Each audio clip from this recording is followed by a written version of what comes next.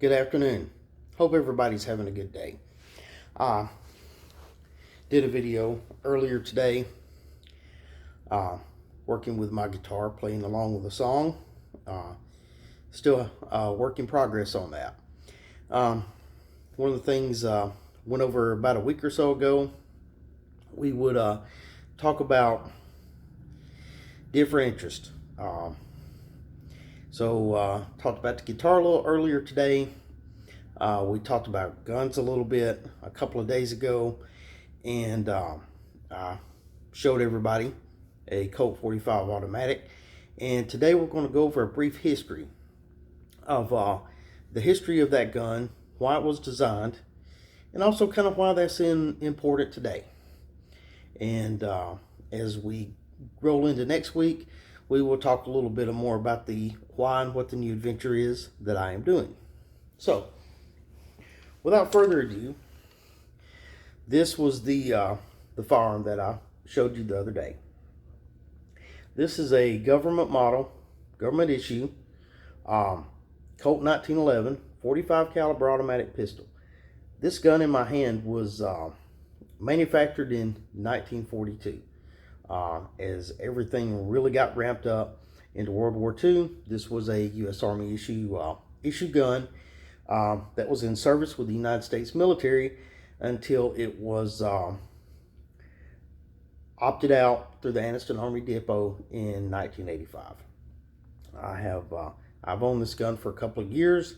The ironic thing about this particular gun here is that these were hand built.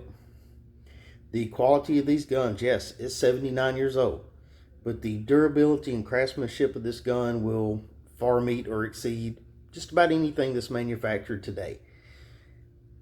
And the design of this gun itself and the quality of the build of this gun is why it's still around and will still be around for a long time to come. And as we see, it has a matte finish. It is, it's not pretty. It's not a sexy gun. The sexy guns kind of came out in the 80s. We'll talk about that in a moment. But it is simple to operate, simple to use. Uses 45 caliber rounds, so it does have a little bit of recoil to it. But with proper shooting techniques, it's very easy to shoot, very manageable, very easy to aim. It does have a little weight to it, but with this slim design, it is very easy to conceal, easy to draw, and is a great gun for personal defense. This gun has been around since 1911, and it sort of was going to get replaced with technology and high-capacity magazines. And we've seen that come back full circle over the last 20 years, where this is becoming more the preference of choice. And we'll talk about why. First thing I want to talk about is the name Colt 45. As we know, Samuel Colt was a great innovator in the 1830s and 1840s, where we started getting the first black powder revolvers. During the Civil War, a Colt pistol was worth its weight in gold, as far as it was in the top tier of pistols at that time. One of the things with black powder revolvers, just like black powder rifles in the Civil War, technology greatly improved and changed, especially with the Spencer rifle and the Henry rifle. You had now fully enclosed cartridges versus having to manually put powder, put the bullet in, and pack it in to be able to carry it and fire one shot at a time. With a revolver, you could do that with 6. But now, enclosed cartridges were out. Colt developed what was called the Model 1873 revolver. It was a single action in a 45 caliber long Colt that the Army adopted and went to. Why? Technology has changed. It was needed.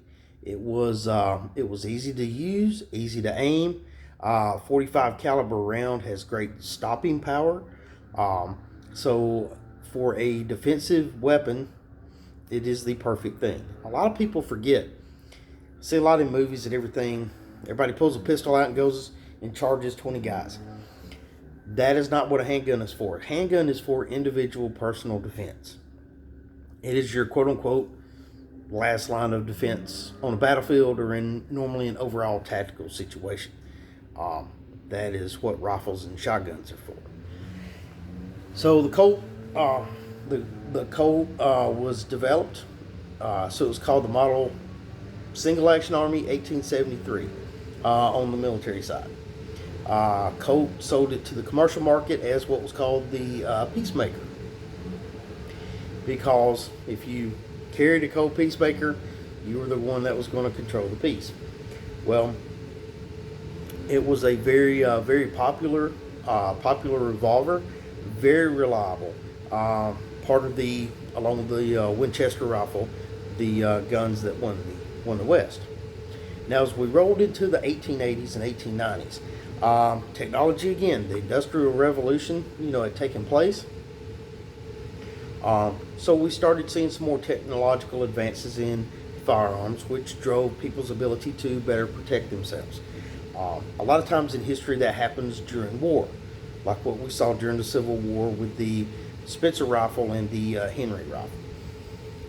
As we roll into the 1890s, several different companies had developed double action revolvers, where yes, the Army goes with a new double action revolver in a 38 long caliber. Now, it's lighter than the Colt 45.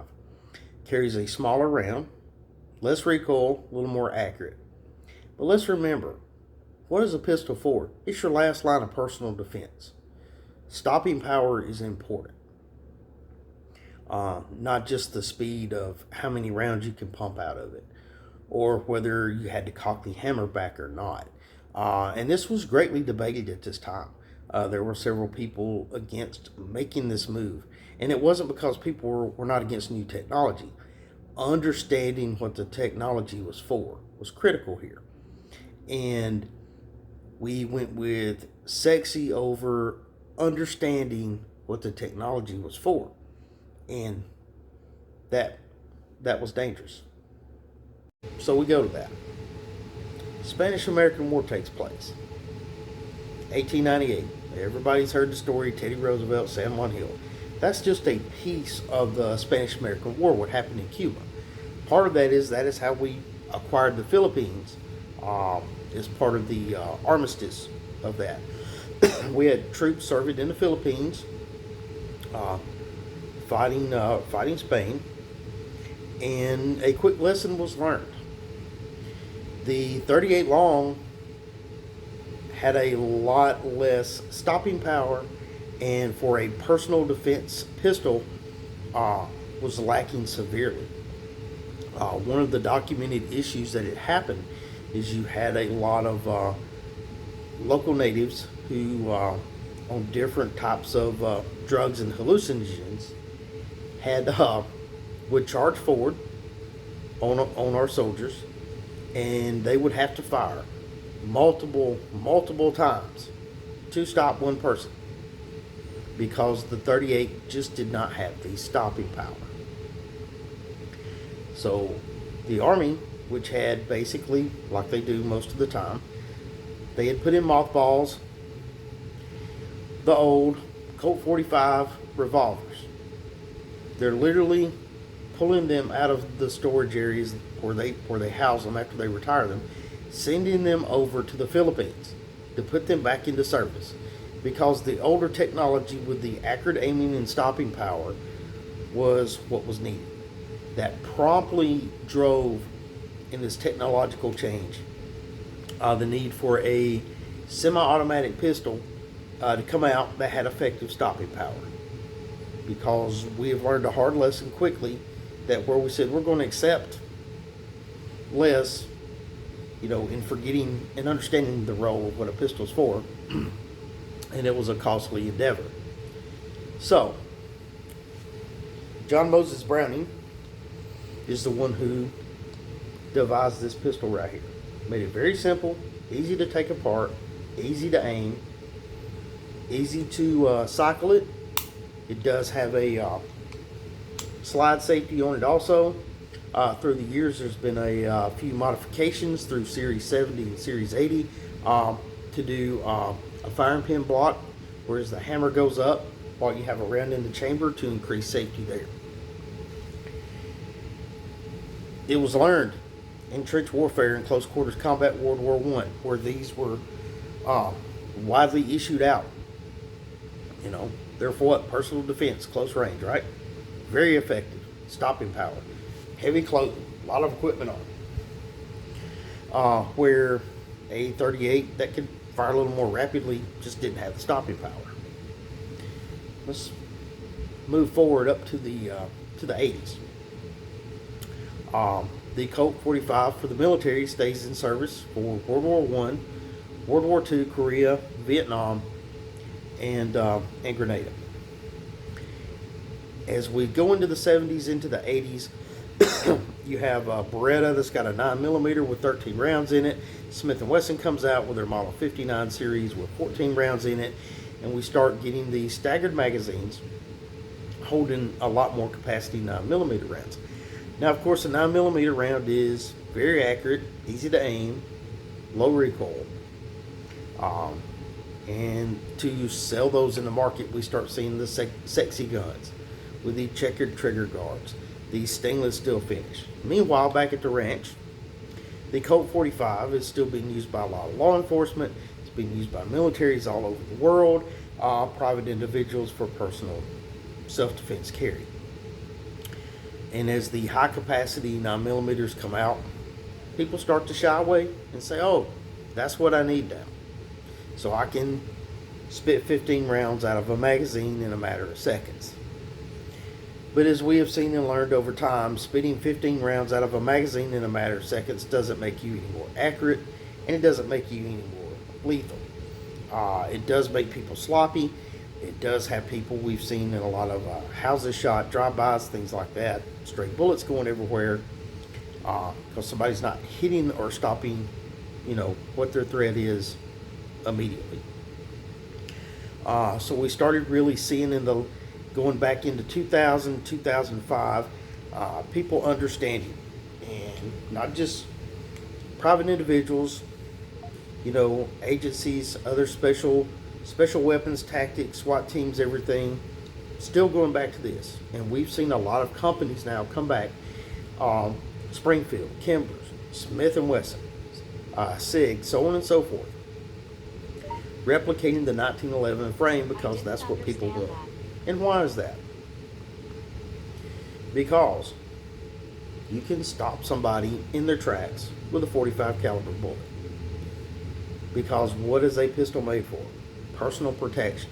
Like I said the other day, responsibility versus risk. You carry this, you have a responsibility to protect yourself or other people. That is the purpose of this. Not to go on the offense. Unless you have to. In which case, this firearm does have the stopping power and capability to do that. And the reliability. It's built simple. It can get dirty, it can get wet, it can get muddy, and it will still fire.